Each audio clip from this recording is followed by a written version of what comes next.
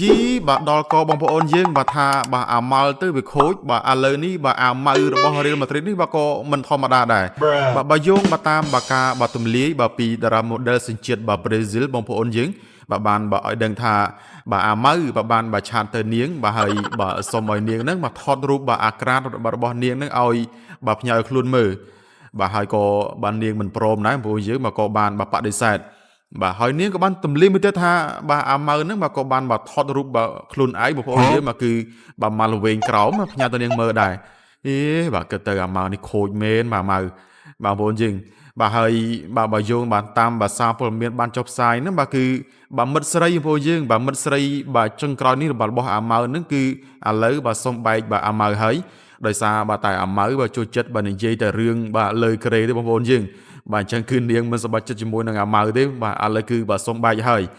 បាទហើយមួយទៀតបងប្អូនយើងបាទគឺយអូនដាក់បាទអារៈជន់បាទបើយោងបាទតាមបាទការបាទចុះផ្សាយរបស់បាទម៉ាកាបានឲ្យដឹងថាបាទបន្ទប់បាទសោណាបាទនៅបាទក្រោមដីបាទនៅផ្ទះបាទរបស់អាម៉ៅបាទនៅអេស្ប៉ាញបងប្អូនយើងបាទគឺបាទត្រូវបាទភ្លើងបាទឆាបឆេះបាទប៉ុន្តែបាទក៏មិនមានរបាយការណ៍ណាបាទចុះផ្សាយថាមានរបួសបាទឬក៏បាទយ៉ាងណាទេបងប្អូនយើងបាទអញ្ចឹងក៏ទៅអាម៉ៅគឺថាអូបាទដល់កបាទទុកផ្ទួនបងប្អូនយើងបាទអាម៉ៅហើយ